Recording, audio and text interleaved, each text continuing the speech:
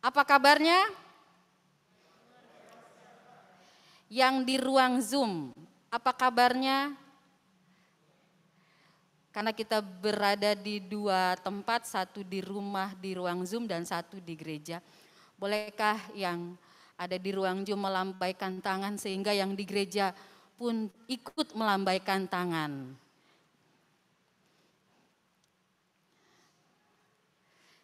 Kita ada di dua dunia, satu di gereja, satu ada di dunia Zoom. Mari Bapak Ibu, kita akan diberkati firman Tuhan hari ini dari kitab Kisah Para Rasul. Kisah Para Rasul pasal yang ke-18 ayat yang ke-24 sampai dengan ayat yang ke-28. Kisah Para Rasul pasal yang ke-24 sampai dengan pasal 18 ayat yang ke-24 sampai ayat yang ke-28. Saya akan baca ayat 24, Bapak Ibu Saudara baik yang di gedung gereja maupun di rumah akan baca ayat 25, dan kita akan selesaikan bergantian sampai di ayat yang ke-28. Demikianlah firman Tuhan. Apolos di Efesus. Sementara itu datanglah ke Efesus seorang Yahudi bernama Apolos yang berasal dari Alexandria. Ia seorang yang fasih berbicara dan sangat mahir dalam soal-soal kitab suci.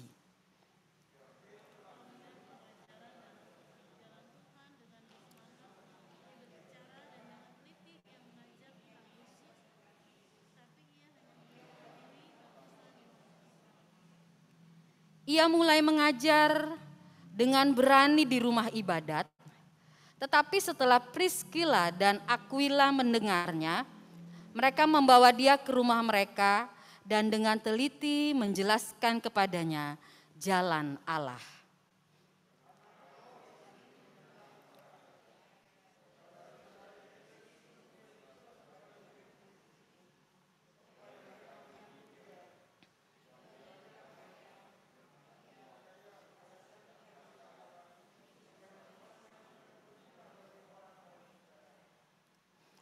Sebab dengan tak jemu-jemunya ia membantah orang-orang Yahudi di muka umum dan membuktikan dari kitab suci bahwa Yesus adalah Mesias.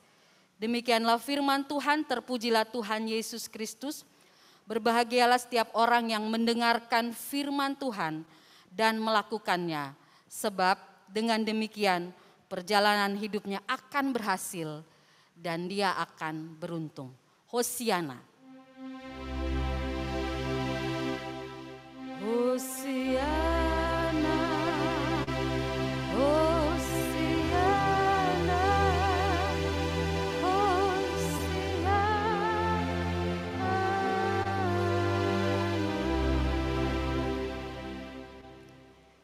Hari ini kita belajar dari Apolos. Menderita karena Injil, berani mempertahankan kebenaran. Kita tidak hanya menyampaikan kebenaran, tapi juga berani mempertahankan. Ini tindakan pembelaan iman yang disebut dengan apologet. Apolos seorang yang dipakai Tuhan dan dia datang ke Efesus saat itu. Dia seorang Yahudi, dia orang yang terpelajar.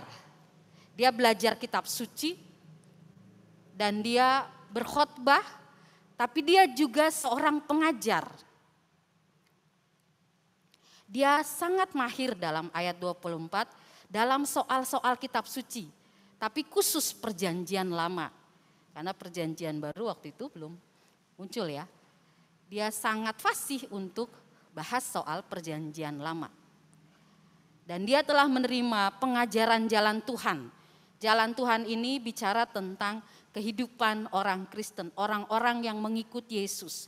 Dia sudah belajar sampai di pengajaran itu dan dengan bersemangat ia berbicara dengan teliti, ia mengajar tentang Yesus, tetapi ia hanya mengetahui baptisan Yohanes.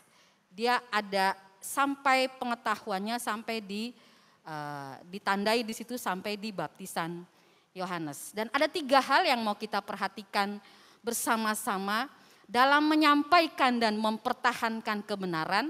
Dari bacaan ini apa yang mau kita lihat bagi gereja, bagi orang percaya, bagi pelayan yang bisa saja mengalami penderitaan karena menyampaikan kebenaran. Dan kita sama-sama memperhatikan yang pertama, yaitu berani menyampaikan kebenaran Injil, mempertahankan kebenaran Injil. Itu sebuah tindakan iman, komitmen orang percaya, komitmen para pelayan, komitmen gereja untuk terus menyampaikan suara kebenaran Allah. Kalau di gereja tidak ada lagi kebenaran, kalau di kehidupan orang Kristen tidak ada lagi kebenaran, maka dipertanyakan, gereja kita mengerjakan apa? Orang Kristen mengerjakan apa? Kebenaran siapa lagi? Jadi kita diminta untuk menyampaikan kebenaran di dunia ini. Di kehidupan lingkungan kita. Terlalu banyak berita-berita. Ya kalau ditarik ke zaman sekarang berita hoax. Banyak tulisan-tulisan bahkan YouTube ya. Yang menyampaikan banyak sekali pengajaran dari segala penjuru dunia. Apalagi dalam konteks kekristenan. Jangan nggak usah bicara konteks agama yang lain. Bicara kekristenan saja kita diperhadapkan dengan berbagai macam pendapat-pendapat yang kalau kita ikutin semua, orang Kristen tuh bisa bingung. Jadi yang mana nih yang benar? Yang ini bilang begini, yang ini bilang begitu. Yang ini udah terkenal, yang ini belum terkenal. Ikut yang terkenal saja, yang tidak terkenal tidak usah. Kita ikuti semuanya dan akhirnya apa? Ada orang Kristen yang akhirnya dia memutuskan dia bicara sama saya. Bu, saya nggak lagi buka YouTube deh, kenapa pusing? Karena banyak yang saya ada terima semua khotbah-khotbah, diskusi-diskusi, seminar-seminar, bahkan ada pro dan kontra. Ya udah saya bilang baca Alkitab. Baca Alkitab baik-baik, lalu hidupi firman itu. Gereja kalau sudah diperhadapkan demikian, kalau kebenarannya menjadi kabur, bagaimana lagi? Kalau di dalam kekristenan sendiri kita saling pro kontra. Jadi mari kita tetapkan bahwa gereja orang percaya kehidupan keluarga Kristen berani menyampaikan kebenaran firman Tuhan. Tidak hanya menyampaikan dengan suara, tapi keputusan-keputusan kita dalam menghadapi persoalan dia menggunakan kebenaran firman Tuhan. Dia memberi jawab, dia memberi solution maker buat persoalan-persoalan yang terjadi. Ayat 26 bagian A di situ dikata 26, 24, 26. Apolos itu mahir dalam soal-soal kitab suci. 26 ia mengajar dengan berani di rumah ibadat. Ini sebuah spirit yang memberi semangat buat kita. Gereja, orang percaya, pelayan, kita semua enggak boleh diam. Kalau kita diam maka hoax yang tinggi. Kalau kita diam maka berita-berita sesat yang tinggi. Kalau kita diam maka suara-suara bukan kenabian yang tinggi. Nah, itu nanti akan membingungkan. Jadi kita tidak boleh diam. Tapi gimana Bu kalau kita bersuara juga nanti jadi salah. Nanti kita lihat bagaimana caranya supaya kita juga berani menyampaikan kebenaran. Kita juga tidak asal bunyi ya. Nah yang kedua yang mau kita lihat di situ dalam ayat yang ke-26. Ia mulai mengajar dengan berani di rumah ibadat. Tetapi setelah Priskila dan Aquila mendengarnya, ini suami istri ya, Priskila dan Aquila ini suami istri. Mereka orang-orang yang bersahabat dengan Paulus dan mereka dimentori juga oleh Paulus dan mereka punya kebenaran. Mereka ini orang dalam bahasa teolognya orang awam ya. Mereka bukan teolog, mereka berbeda dengan Apolos. Apolos itu seorang teolog lah, yang mengajar, yang juga sekolah. Tapi Priscilla Aquila itu orang awam, mereka sahabat Paulus. Dan mereka membawa Apolos ke rumah mereka. Dan dengan teliti menjelaskan kepadanya jalan Allah. Apolos sudah belajar sampai di tingkat pengajaran jalan Tuhan. Dan Priscilla Aquila melihat, mereka dengar khotbahnya. Lalu mereka minta Apolos yuk ke rumah. Lalu bahas, saya rasa bukan lagi bahas. Sudah bahas di ayat-ayat ya. Sudah bahas di pengetahuan tentang firman Tuhan, bagaimana urutannya seperti apa. Karena Apolos dia sampai di titik ada di baptisan Yohanes Pembaptis. Yang kedua, supaya kita bisa berani menyampaikan kebenaran, kita juga mengupdate. Jangan sampai kita punya data juga hanya sampai di situ. Apolos dia orang terpelajar, tapi ketika dia diminta oleh Priscilla dan Aquila untuk diskusi, untuk dilengkapi pengetahuannya yang sampai di tingkat baptisan Yohanes, dia dengan rendah hati dan dia mau mengupdate-nya dan dia belajar. Sebagai orang Kristen untuk menyampaikan kebenaran, kita juga harus belajar. Belajar firman Allah, mengupdate-nya. Kita juga bersedia untuk menerima pengajaran. Karena kalau kita menyampaikan kebenaran tanpa pengajaran, tanpa pengertian yang jelas, bisa sesat Bapak Ibu, bisa salah. Penyesatan-penyesatan yang muncul itu ya karena banyak hal, tapi pengertian mendasarnya, pengajaran mendasarnya kurang kuat. Makanya Paulus bilang, jangan sampai hidup jemaat itu atau orang Kristen itu terombang-ambing. Tapi mereka kuat. Kenapa terombang-ambing? Karena suka ikut sana ikut sini yang akhirnya enggak masuk firmannya itu, menguatkan dirinya. Bu, boleh kita buka YouTube? Boleh. Bu, boleh kita dengar khotbah-khotbah? Boleh. Tapi dia benar-benar harus masuk, kuat. Tapi saya suka Bu, kalau khotbah itu yang lucu-lucu, ya boleh. Soalnya Pendeta Geraldina enggak lucu ya. Bukan enggak lucu, saya tuh bukan tipe yang kalau khotbah itu lucu. Ada orang yang tipenya humoris, ada orang yang bisa humoris. Boleh saja lucu-lucu, tapi jangan ambil lucunya. Kalau dengar khotbah lucunya, senang di situasi itu, tapi pulang nggak dapat apa-apa, bagaimana? Sementara firman itu harus kuat, harus dipelajari sungguh-sungguh. Kalau kekristenan kita tidak kuat dengan firman Tuhan, kita gampang terombang-ambing. Banyak keputusan-keputusan di hidup kita itu akan gampang kompromi dengan dunia ini, akan gampang kompromi dengan banyak hal dan akhirnya kita nggak punya kebenaran. Jangankan kebenaran, memutuskan juga akhirnya sulit. Karena apa? Tidak ada kebenaran firman Tuhan yang menguasai hidup kita. Jadi kalau belajar Alkitab, kalau baca Alkitab, kalau belajar firman Tuhan, jangan tanggung. Jangan cari firman juga yang penting enak buat kita aja, jangan. Ada firman Tuhan di Alkitab ini banyak sekali ayat-ayat yang situasinya baik senang maupun tidak senang, janji Tuhan dan lain sebagainya. Itu semua kita baca. Jangan cari ayat yang hanya yang enak aja lah Bu. Wah ini kayaknya bukan buat saya, nggak usah lah. Cari yang lain aja. Jangan. Itu kita terlalu memanjakan diri kita. Dan akhirnya kita menjadi tidak kuat, karena apa? Kita maunya di zona nyaman terus. Apolos bersedia dengan rendah hati. Ada kalanya kita harus terima masukan dari orang tua. Dari orang-orang yang lebih senior. Dari orang-orang yang sudah berpengalaman untuk itu, untuk kita lebih kuat. Komunitas kita itu tidak hanya satu orang, tapi kita kuat. Ada Pak Ketua Majelis, Ada di sini ada Pak Rain Tampu Bolon, salah satunya yang senior ya di antara jemaat yang hadir pagi ini.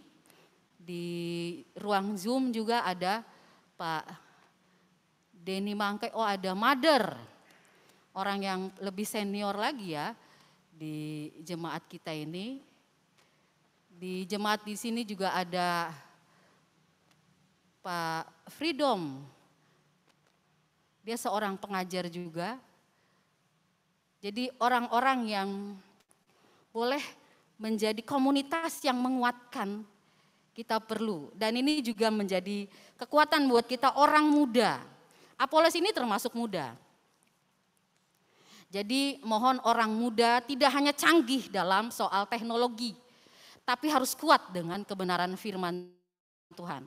Karena hidup saudara itu masih 5, 10, 20, 30, 40, 50 tahun ke depan lagi. Masih jauh. Jadi kalau tidak kuat dengan kebenaran firman Tuhan, maka akan membuat jalan ke depan pun menjadi tidak kuat.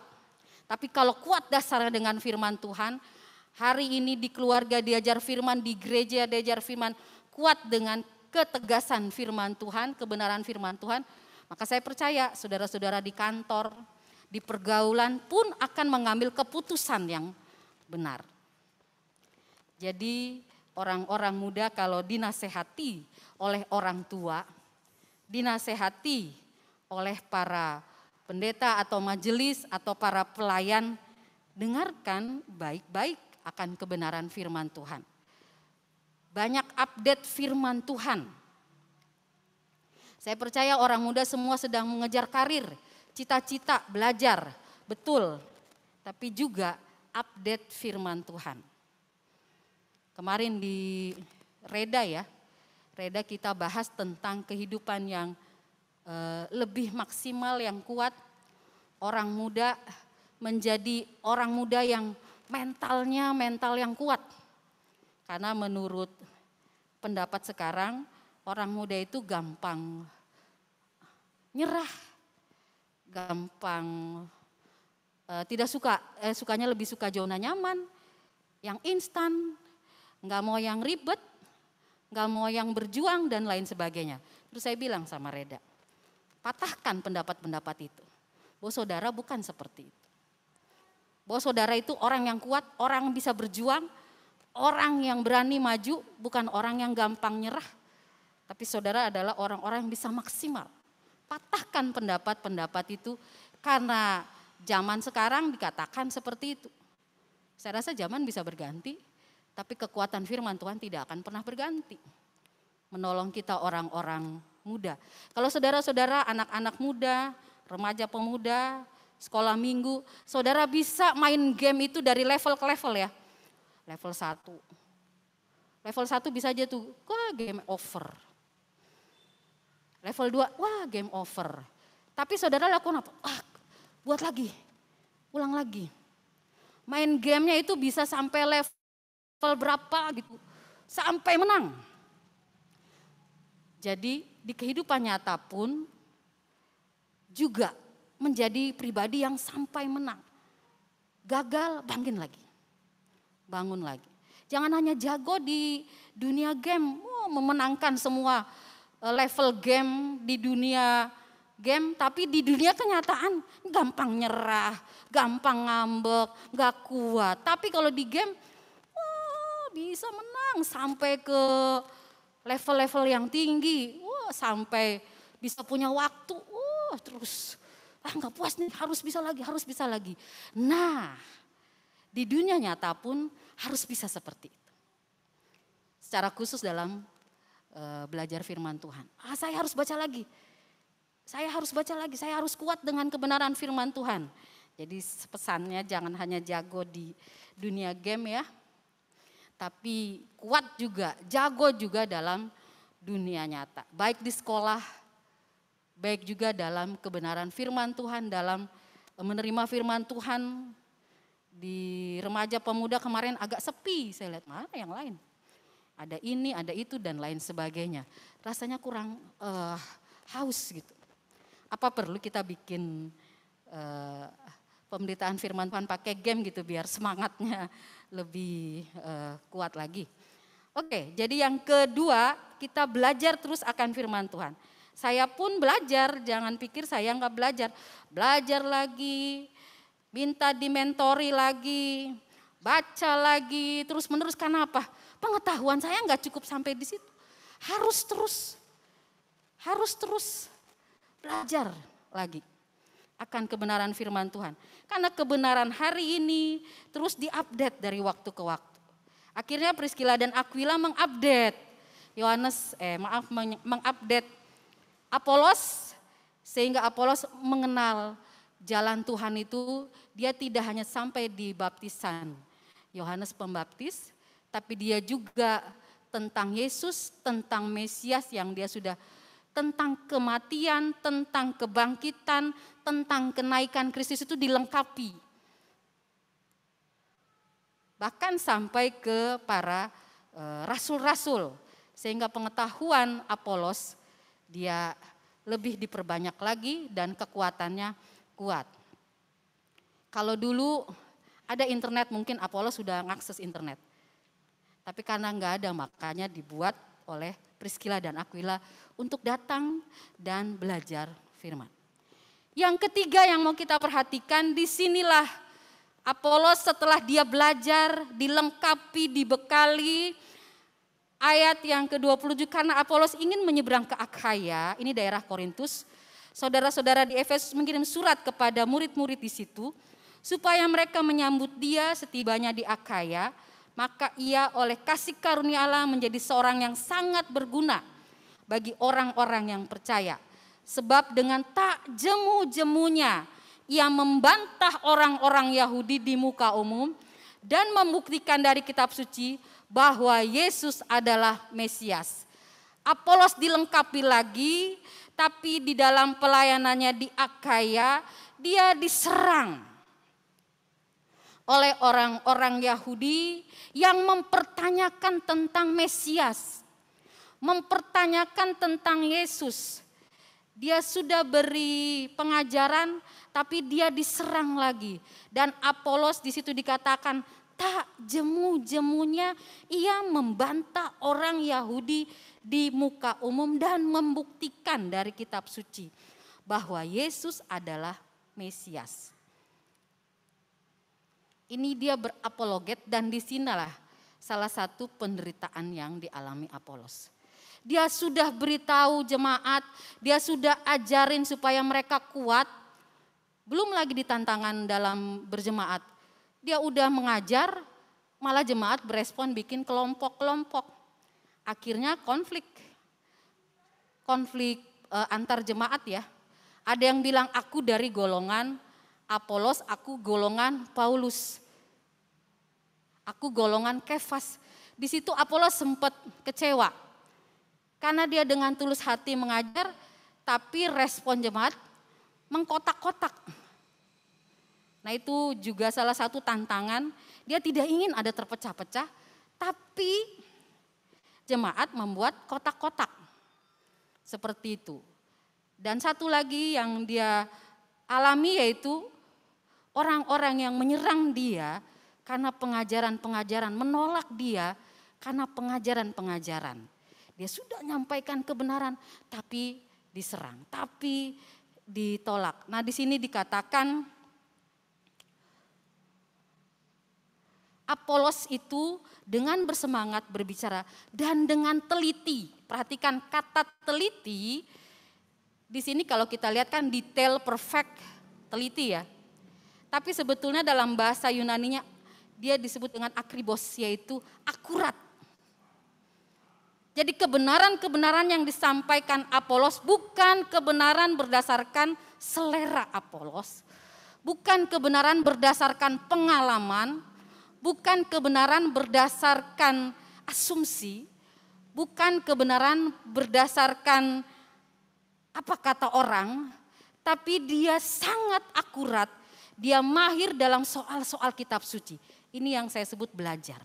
Kalau Bapak Ibu belajar firman Tuhan, maka kebenarannya akurat. Baca Alkitab secara lengkap, maka kebenarannya akurat. Jadi Ketika dia akurat dalam kebenaran, penyesatan itu bisa dikalahkan. Tapi kalau kita mau menghadapi penyesat, kita nggak punya kebenaran yang akurat, kita kalah. Karena para penyesat sekarang lebih kuat lagi. Memasuki pikiran manusia, memasuki perasaan manusia, dia lebih kuat lagi. Buka aja YouTube, tapi nggak usah lah cari-cari yang sesat lah Bapak Ibu. Yang kebenaran aja kita belum selesai, mau cari yang sesat-sesat, nggak usah lah. Jadi mari kita sama-sama terus belajar Alkitab. Sampaikan kebenaran, jangan berdasarkan selera. Jangan berdasarkan pengalaman saya. Jangan berdasarkan apa kata orang. Kata firman Tuhan, sampaikan. Jangan berdasarkan daya khayal kita. Jangan berdasarkan mimpi. Ada loh orang juga sampaikan kebenaran pakai mimpi. Terus saya tanya hamba Tuhan, kamu pakai mimpi ya? Terus kamu tanya arti mimpinya dari mana? Dari Google. Hamba Tuhan loh. Dia bilang saya mimpi gini. Lalu artinya apa? Saya tanya Google. Mimpinya aja juga udah, mimpi itu macam-macam. Ditanya lagi sama Google, mau dibawa kemana? Orang Kristen kalau seperti itu. Jadi Bapak Ibu perhatikan benar-benar. Ketika kita menyampaikan dan mempertahankan kebenaran, kembali ke Alkitab. Ini saya agak ngotot ya di bagian ini karena apa? Supaya kehidupan kekristenan kita jangan terombang-ambing, jangan kompromi. Harus kuat dengan firman. Kita tidak selama-lamanya harus duduk di gereja terus baca Alkitab, tapi kita berhadapan dengan dunia nyata. Anak muda akan menghadapi pilihan-pilihan di dunia nyata. Pilihan pekerjaan, pilihan pasangan hidup, pilihan cita-cita ke depan, maka dia harus benar-benar bersaing atau berjalan dengan baik. Kalau tidak, dia bisa dipengaruhi oleh pilihan-pilihan tawaran dunia. Mau sukses, kompromi. Mau beruntung, kompromi. Sekarang seperti itu. Nah kalau anak-anak kita tidak dilengkapi, ya dia bisa manipulasi, dia bisa kompromi supaya sukses. Mau tuai apa kalau sampai di situ. Tapi kalau dia kuat dengan firman, dia tidak akan terombang-ambing. Penyesatan juga terjadi. Kalau anak-anak kita kuat, maka anak-anak kita juga tidak akan terombang-ambing. Mungkin kita ada di dalam gereja, kita merasa aman. Kita ada di dalam rumah, kita merasa aman. Tapi di dunia ini, dunia media sosial, di dunia internet ini, segala macam ada di sana. Jadi kuatlah dengan firman Tuhan. Bapak Ibu terus ajarin firman Tuhan kepada anak-anak. Jangan hanya, ini kamu gimana sih yang benar dong. Ya kasih juga kebenarannya. Kalau kita tegur, kita kasih juga kebenaran, pengajarannya. Kalau kita tegur tapi kita nggak kasih pengajaran, sama juga bohong. Jadi kasih teguran tapi juga kasih pengajarannya. Yesus Kristus.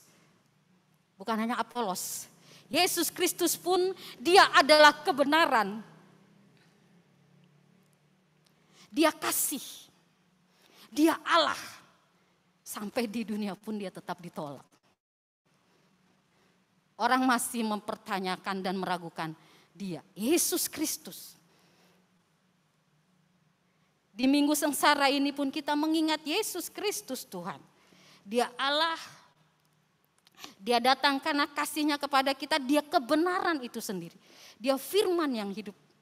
Dia pun masih bisa digoncang-gancing. Ditolak, dipertanyakan, dibuat dengan segala cara supaya mengalami kesulitan dan disiksa. Maka ketika hamba Tuhan, ketika gereja, ketika orang Kristen, ketika menyampaikan kebenaran kita diserang, kita mungkin tidak disukai pada waktu menyampaikan kebenaran ya Pak ya. Kita mungkin dibenci pada waktu menyampaikan kebenaran, tapi tetaplah kuat. Karena Allah di pihak kita. Firman Tuhan itu berkuasa. Jangan takut, tetap sampaikan kebenaran. Mungkin saudara tidak ditemani karena aneh dia ngomongnya soal yang benar-benar aja. Mungkin kita disalah mengerti, iya biar aja. Tapi kebenaran firman Tuhan tetap menjadi kekuatan kita. Dan jangan kompromi. Supaya kita tidak sama dengan dunia. Itulah yang boleh menolong kita. Yesus Kristus sendiri pun yang sudah menyampaikan kebenaran, dia kebenaran itu sendiri masih digonjang-ganjing oleh dunia. Tapi dia tidak mundur, dia terus maju, dia terus nyatakan. Sampai dia udah disiksa, dia ditanya pun dia diam. Sampai di kayu salib, dia berkata, apa perkataannya? Yang pertama, ya Bapa, ampunilah mereka. Sebab mereka tidak tahu apa yang mereka perbuat. Sampai di situ pun Yesus masih seolah-olah mau membela gitu. Padahal orang-orang ini udah serang dia, udah habis-habisan dengan dia, udah bikin dia jadi sampai di tingkat itu. Tapi dia masih kata, ya Bapa, ampunilah mereka sebab mereka tidak tahu apa yang mereka perbuat. Ada kebenaran yang miss di hidup mereka, yang perlu ditolong lagi. Yesus enggak bilang, ya Bapa, hukum mereka. Enggak. Ya Bapa, binasakan mereka. Enggak, Yesus bilang, ampunilah mereka. Karena dia tahu yang lebih yang harus dia kerjakan, esensinya kekekalan yang harus dia kerjakan untuk menebus dosa manusia. Manusia berpikir pendek, tapi Allah berpikir yang panjang. Jadi mari hari ini keluarga kita kuatkan dengan firman, pribadi-pribadi kita kuatkan dengan firman, hidup dalam kebenaran firman, sampaikan kebenaran firman Tuhan dan jangan takut. Lalu hidup juga terus belajar, update terus firman Tuhan. Kita bisa lupa, tapi diupdate terus, belajar terus. Siapapun itu yang berkhotbah, renungan malam pun tiap malam di YouTube, siapapun itu dengar firman. Karena setiap orang dipakai untuk sampaikan firman Tuhan. Jangan gagal fokus, si ini yang bawa firman, enggak itu kita gagal fokus, kita masih berpikir duniawi. Tapi lihatlah kepada kebenaran firman yang disampaikan dan kita dikuatkan. Tuhan Yesus Kristus, dia menyertai kita sampai akhir zaman. Dan dia menyertai gereja juga, menyertai keluarga kita, menyertai pribadi kita, menyertai para pelayan sampai akhir zaman. Dan teruslah sampaikan dan pertahankan kebenaran itu supaya banyak orang juga mengalami kebenaran dan ditolong. Tuhan Yesus berkati kita, Tuhan Yesus berkati firman-Nya. Amin.